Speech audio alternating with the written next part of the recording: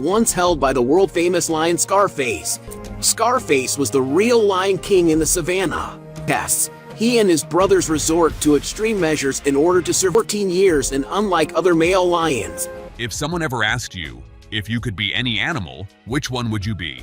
Swing most people with even a hint of bravery say lion, the mighty, fearless king of the jungle. But I'd say Scarface. Not just a lion, not just any ruler of the wild, but the Scarface, the lion who became more than just a beast, the legend whose gaze could shatter the silence, whose roar echoed through the valleys of Masai Mara, and whose very life felt more cinematic than anything Hollywood ever dared to script.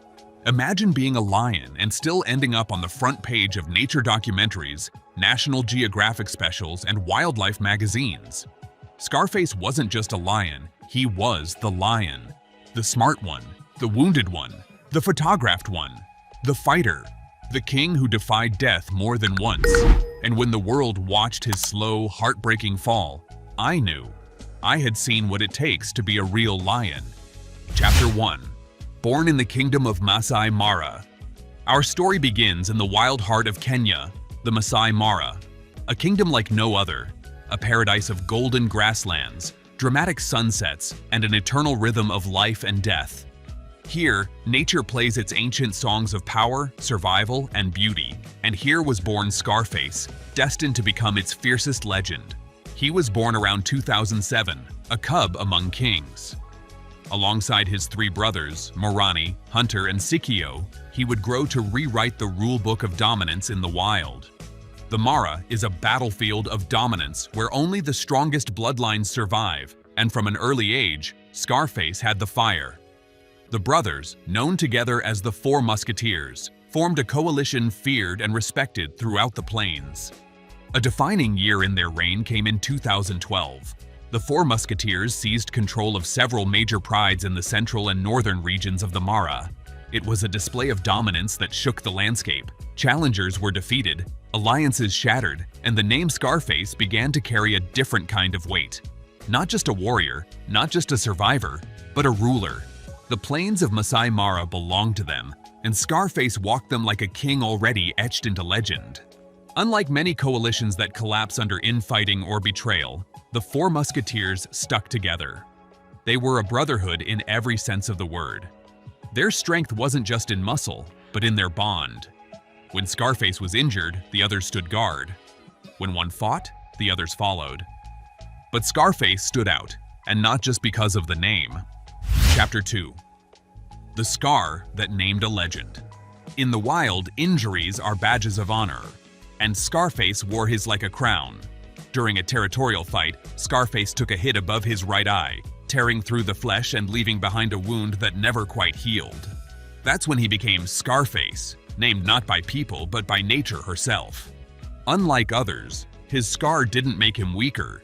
It gave him a face that said everything about who he was. The torn eyelid, which often drooped, didn't diminish his presence, it intensified it. He wasn't just a fighter, he was a survivor. He didn't just roar, he sent shivers down spines. His scar became his signature, the face of dominance and wild charisma. Cameras couldn't stop capturing him. Tourists came hoping for a glimpse. Filmmakers followed his movements like he was the main actor in a blockbuster saga. And truthfully, he was. Chapter 3. The Kill Count of a King. While the Masai Mara was his empire, it wasn't handed to him. Scarface earned it.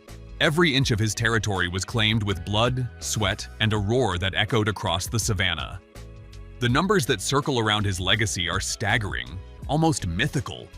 It's said that he killed around 400 hyenas and 130 rival male lions. Each of those 130 lions wasn't just a random opponent, they were threats. Each one came with ambition in their eyes, muscles primed for battle, and dreams of dominance.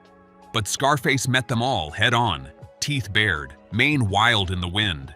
His claws didn't just strike, they thundered. Every kill was a message. This is my land. This is my pride. This is my rule. I am king. But the myth didn't stop there. Scarface wasn't just dominant against his own kind. He rewrote the laws of predator hierarchy. He is believed to be the only lion ever documented to kill adult hippos in one-on-one battles. Think about that for a moment.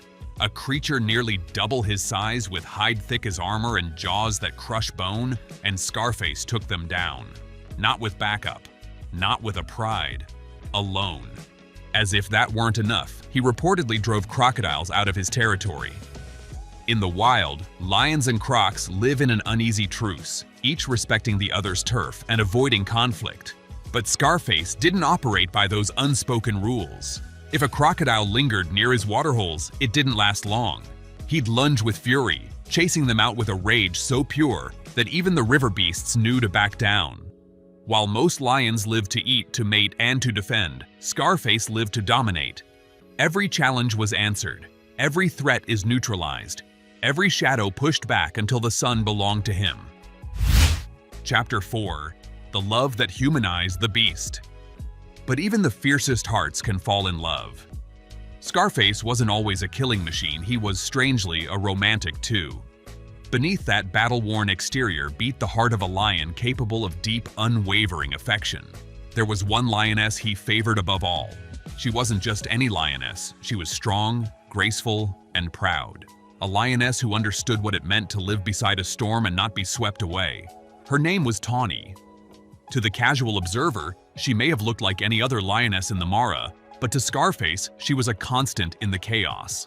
A calm eye in the center of his wild, brutal world. Together, they were more than just rulers. They were companions, partners. They would rest together under the golden stretch of acacia trees, her head gently leaning into his massive mane, his scarred face turned slightly toward her as if to shield her from the sun. Scarface sired many cubs during that time. Cubs that carried his blood, his spirit, and for a while, his pride thrived. His successful hunting skills and his fiercely protective behavior toward his cubs didn't go unnoticed. Tourists and wildlife photographers began to follow him, whispering his name as if it were sacred. They watched as he stood over his offspring, his massive frame shielding them from the world's brutality, his amber eyes scanning the horizon for threats.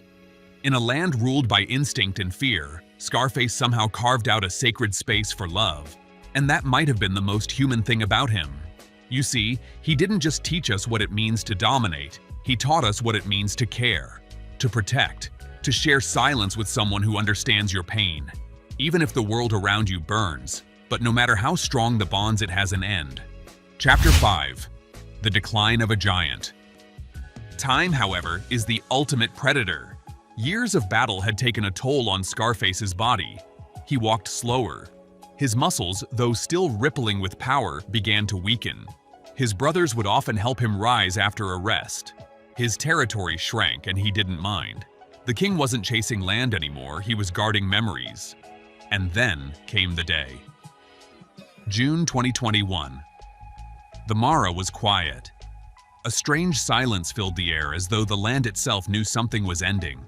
Rangers spotted him lying beneath the shade of a tree, breathing, slowly, barely able to lift his head. He wasn't attacked, he wasn't mauled, he wasn't poisoned. He was simply tired. Life had finally caught up to him, and death came, not in battle, but in peace. His last moments were in the arms of the wilderness that had raised him, tested him, bled him, and ultimately, loved him. A gentle fade, not a violent crash. As the wind brushed his mane one last time and the sun dipped below the savannah, Scarface exhaled and was gone. The Masai Mara lost a lion, but the world lost a symbol. Somewhere, a hyena howled. Somewhere, a rival lion roared. But there, under that tree, a silence deeper than any sound took over. And if you listened close enough, maybe you'd hear the whispered farewell of the jungle itself, saying goodbye to its greatest king. We don't often get to witness greatness. True, raw, bloody, loving, complicated greatness. But we did. We got to witness Scarface. We got to witness the real Lion King.